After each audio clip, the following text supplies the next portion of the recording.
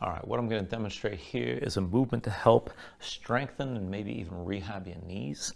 And this is a pretty intense movement here. In yoga, this would be Laghu Vajrasana. In calisthenics or in a gym, people might call this a reverse Nordic, and a reverse Nordic curl, I should say. And there's a bunch of ways to scale this up. So right now, I've got my legs underneath me with my feet flat, and I'm just on a hard floor. I'm used to doing this all the time, so this isn't uncomfortable for me. However, if you need to, don't be shy about doing this with a cushion underneath you, doing this on an exercise mat, or like here, I've got a towel rolled up, and a lot of times you just feel the bones press into a hard surface, and this can be much easier if you can just set the feet on something. So I've got a towel rolled up here, and I'm just putting it kind of on the bones of the feet and in toward the ankles.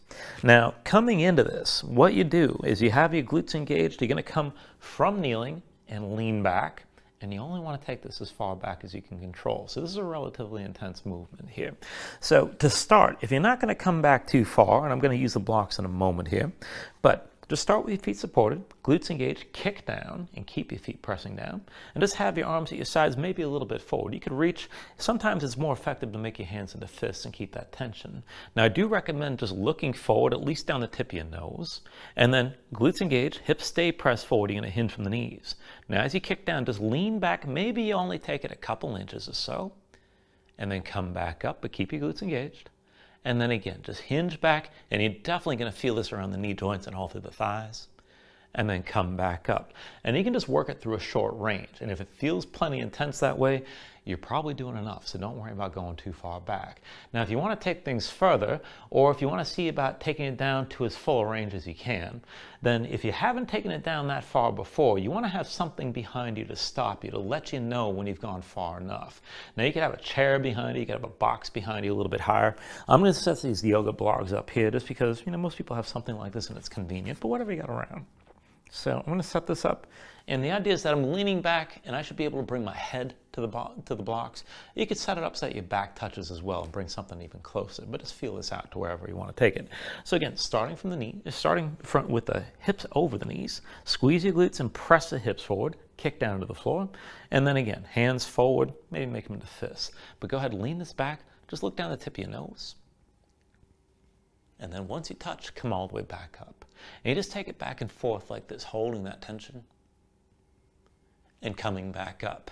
Now, you might look at this and think, well, it's not really going down that far.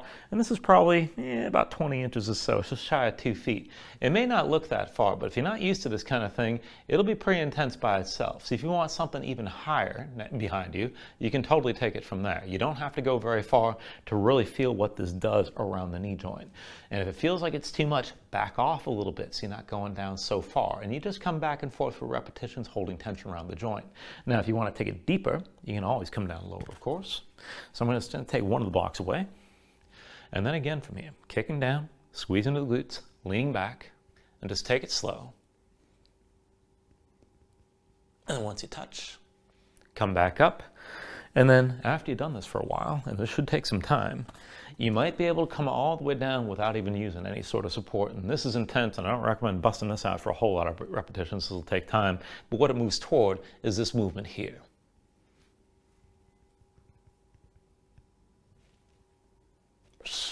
And the hard part is holding that engagement on the way back up.